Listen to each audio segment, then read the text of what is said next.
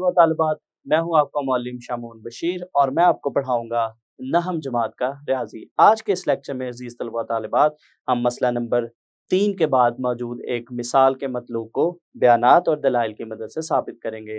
तो चलिए हम चलते हैं व्हाइट बोर्ड की तरफ और आज का लेक्चर शुरू करते हैं। अज़ीज़ तलबा तालिबात हम शुरू करते हैं यूनिट नंबर 11 में मसला नंबर 11.1.3 के बाद मौजूद मिसाल। साबित कीजिए कि किसी चकोर के इज़ला के वस्ती नुकात को तरतीब वार मिलाने वाले कितात ख़त मुतवाज़िल इज़ला बनाते हैं। तो सबसे पहले अज़ीज़ तलबा तालिबात हम दी गई मालूमात के मुताबिक एक शक्ल बनाते हैं और उस शक्ल के साथ हम इस मिसाल को दोबारा से देखते हैं। तो यहाँ पे अज़ीज़ तलबा तालिबात अगर हम देखें तो हमारे पास एक चकोर है ABCD। तो ये हमारे पास एक चकोर है। इस चकोर के वस्ती नुकात की अगर हम बात करें तो इस चकोर के जो इज़ला हैं इनके वस्ती नुकात को हमने P, Q, R और S से ज़ाहिर किया है और हमने इन नुकात को आपस में मिलाया हुआ है। तो अज़ीज़ तलबा तालिबात हमने साबित करना है कि अगर इन वस्ती नुकात को तरतीब वार मिलाने वाले जो कितात ख़त है उनसे जो शक्ल बनती है वो मुतवाज़िल इज़ला है। यानी अगर हम P, Q, R, S की बात करें तो हमने साबित करना है कि ये एक मुतवाज़िल इज़ला है। तो सबसे पहले हम लिखते हैं मालूम। तो अज़ीज़ तलबा व तालिबात इस शक्ल में अगर हम देखें तो हमारे पास चकोर ABCD में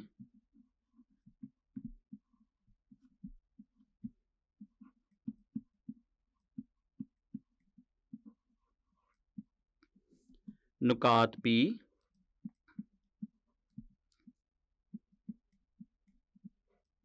Q, R और S बिलतरतीब इज़ला AB यानी P जो है वो AB का वस्ती नुक्ता है, Q जो है वो BC का, R DC का और इसी तरह से जो S है अज़ीज़ तलबा तालिबात ये DA का वस्ती नुक्ता है। तो यहाँ पे हम लिखेंगे बिलतरतीब इज़ला AB, BC, CD और DA के वस्ती नुकात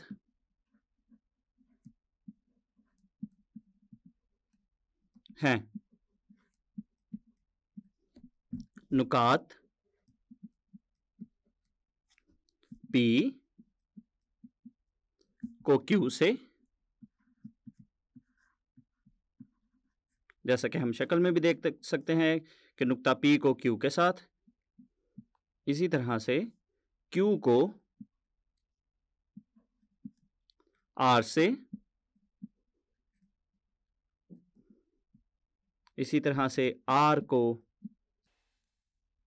S से और S को P से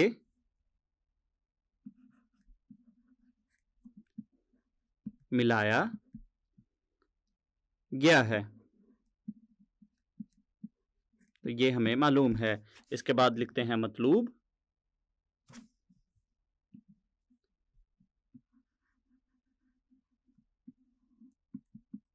तो अज़ीज़ तलबा तालिबात हमने साबित करना है कि PQRS को मिलाने वाले कितात ख़त एक मुतवाज़िल इज़ला बनाते हैं, यानी PQRS एक मुतवाज़िल इज़ला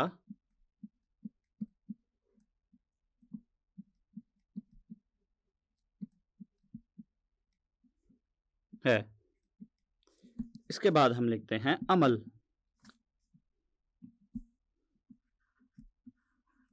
और इसके लिए हम चलते हैं शक्ल की जानिब।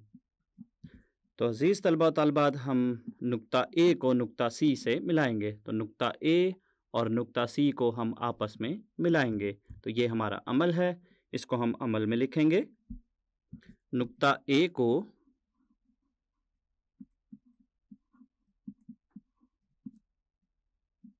नुक्ता सी से मिलाएं।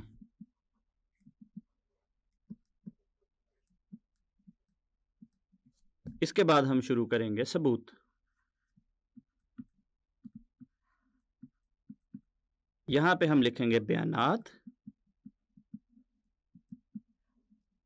और यहां पे दलाइल,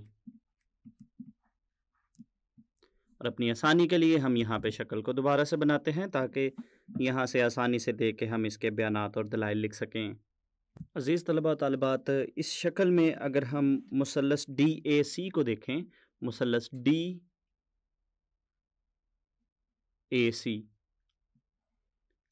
इस मुसल्लस में अगर हम देखें तो हमारे पास जो SR है, SR की अगर हम बात करते हैं अज़ीज़ तलबा तालिबात, SR मुतवाज़ी है इसके ज़िला AC के, यानी अगर हम देखें तो हमारे पास SR और जो AC है ये एक दूसरे के मुतवाज़ी हैं।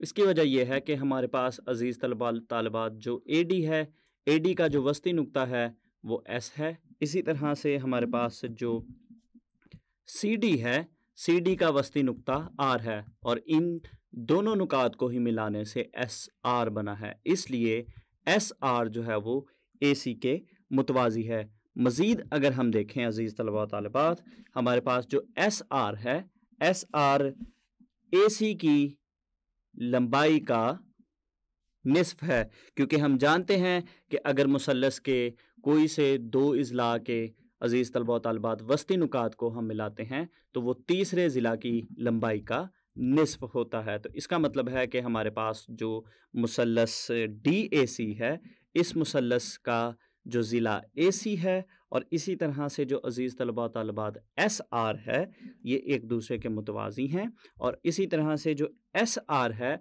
वो AC की लंबाई का निस्फ है। तो इसको हम बयानात और दलाइल में लिखेंगे। तो यहाँ पे हम लिखेंगे मुसल्लस DAC में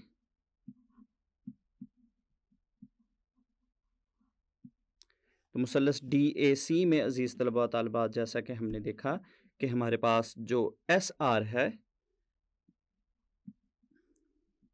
SR मुतवाज़ी है AC के, और इसी तरह से मज़ीद हमने देखा कि हमारे पास जो SR है,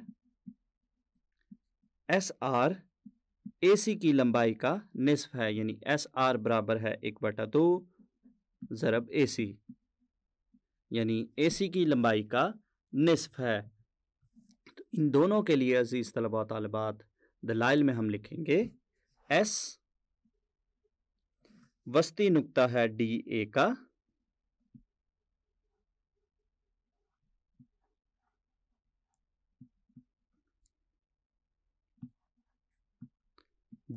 का,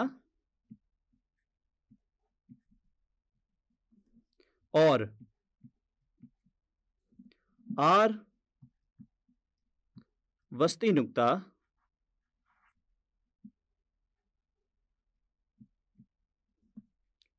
है CD का। तो ये अज़ीज़ तलबा तालिबात हमने मुसल्लस DAC में देखा। इसके बाद हम फिर से शक्ल की जानिब चलते हैं। अब यहाँ पे अज़ीज़ तलबा तालिबात इस शक्ल में अगर हम देखें तो अब हम मुसल्लस BAC को देखते हैं। मुसल्लस BAC,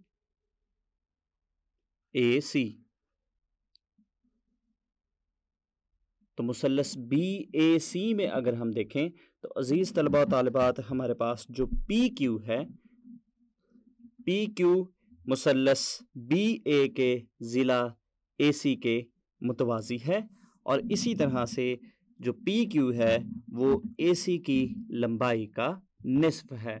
इसकी वजह यह है कि चूँकि हमारे पास P AB का वस्ती नुक्ता है और इसी तरह से जो Q है वो BC का वस्ती नुक्ता है, इसलिए AB और BC चूँकि मुसल्लस के दो इज़ला हैं और AB PQ जो है वो इनके वस्ती नुकात को मिलाने वाला एक किता ख़त है, और ये किता ख़त मुसल्लस BAC के जो सामने वाला ज़िला है इसके मुतवाज़ी भी होगा और लंबाई में इसका निस्फ भी होगा।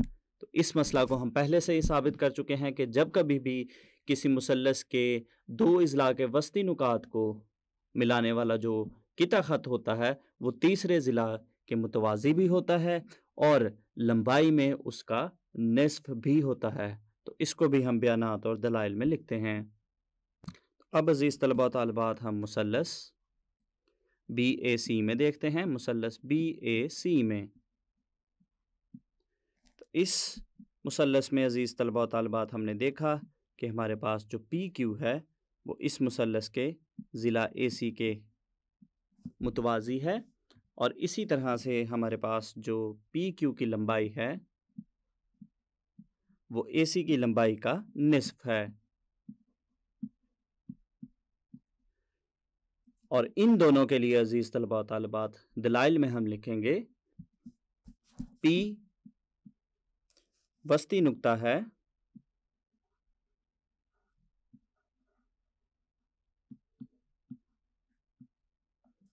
AB का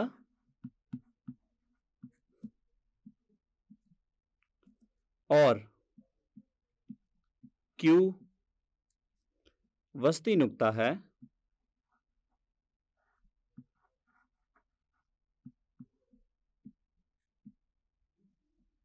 BC का। तो यहाँ से अज़ीज़ तलबा तलबात इस चीज़ को हम फिर से शक्ल की मदद से देखते हैं।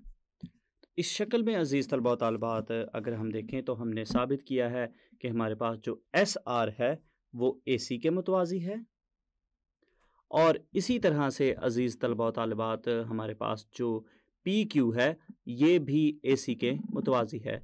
तो इससे हमें पता चलता है कि हमारे पास जो SR और PQ भी आपस में मुतवाज़ी बनेंगे और ये लंबाई में भी आपस में बराबर बनेंगे क्योंकि ये दोनों ही यानी SR और हमारे पास जो PQ है वो AC की लंबाई के निस्फ हैं। चूँकि ये दोनों ही AC की लंबाई के निस्फ हैं इसलिए ये दोनों लंबाई में भी आपस में बराबर होंगे। इसी तरह से अज़ीज़ तलबा तालिबात आगाज़ में हमने A को C के साथ मिलाया था। इसी तरह से अगर हम B और D को अज़ीज़ तलबा तालिबात आपस में मिलाएंगे तो B और D को आपस में मिलाने से हम ये साबित कर पाएंगे कि हमारे पास जो QR है वो मुतवाज़ी होगा DB के और इसी तरह से ये लंबाई में भी उसका निस्फ होगा। और इसी तरह से अज़ीज़ तलबा तालिबात हमारे पास जो SP है ये भी मुतवाज़ी है BD के और ये SP भी BD की लंबाई का निस्फ होगा। और चूँकि दोनों हमारे पास अज़ीज़ तलबा तालिबात QR और SP जो है वो यानी जो हमने DB अगर यहाँ पे हम बनाते हैं तो ये दोनों ही इसके मुतवाज़ी भी हैं और इसी तरह से ये दोनों DB के लंबाई के निस्फ भी हैं। तो इसका मतलब है कि ये दोनों भी आपस में लंबाई में बराबर होंगे। तो इससे हमें पता चलता है कि अज़ीज़ तलबा तालिबात हमारे पास जो SP और QR हैं ये भी आपस में मुतवाज़ी हैं। तो चूँकि ये चीज़ अज़ीज़ तलबा तालिबात हम पहले से साबित कर चुके हैं कि हमारे पास जो SR और PQ ये भी आपस में मुतवाज़ी हैं, इसलिए PQRS नुकात को मिलाने से हमारे पास एक मुतवाज़िल इज़्ला बनती है। तो यही अज़ीज़ तलबा तालिबात हमारा मतलूब था। तो इसको हम बयानात और दलाइल में लिखते हैं। तो यहाँ पे अज़ीज़ तलबा तालिबात हमने मुसल्लस DAC और BAC के ज़रिया से देखा कि हमारे पास जो SP, SR और PQ जो हैं ये दोनों ही एक दूसरे के मुतवाज़ी हैं क्योंकि ये दोनों ही AC के मुतवाज़ी थे। दोनों ही AC के मुतवाज़ी थे इसलिए ये आपस में भी एक दूसरे के मुतवाज़ी हैं। तो यहाँ पे हम लिखेंगे हर एक AC के मुतवाज़ी है।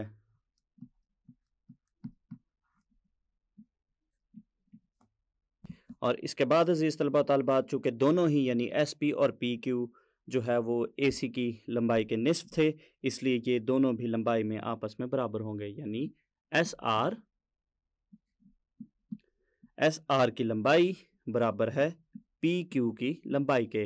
यानी कित्ता खत एस आर और पी क्यू आपस में बराबर हैं, और यहाँ पे हम लिखेंगे हर एक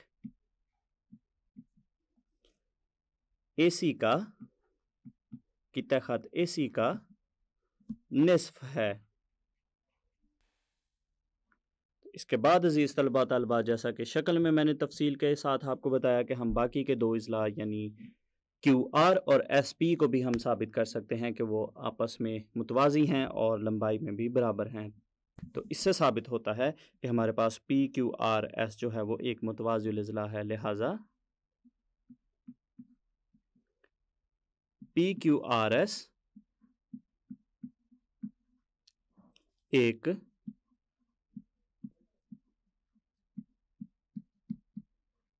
मुतवाज़िल इज़ला है। और दलाइल में हम लिखेंगे क्योंकि हमारे पास जो SP है वो मुतवाज़ी है PQ के, और इसी तरह से हमारे पास जो SR की लंबाई है और PQ की जो लंबाई है ये दोनों ही आपस में बराबर हैं। और इसी तरह से हमारे पास SR की लंबाई और PQ की जो लंबाई है ये दोनों आपस में बराबर हैं, और ये साबित शुदा है। तो ये अजीज़ तलबा तालिबात हमने साबित कर लिया कि किसी चकोर के इज़ला के वस्ती नुकात को तरतीब वार मिलाने वाले कितात ख़त मुतवाज़िल इज़ला बनाते हैं। आज के लेक्चर में हमने एक मिसाल में मौजूद मतलूब को बयानात और दलाइल की मदद से हल किया। उम्मीद करता हूँ आपको इस मिसाल के अच्छे से समझ आई होगी। अगले लेक्चर तक ले दीजिए इजाज़त। अल्लाह हाफिज़।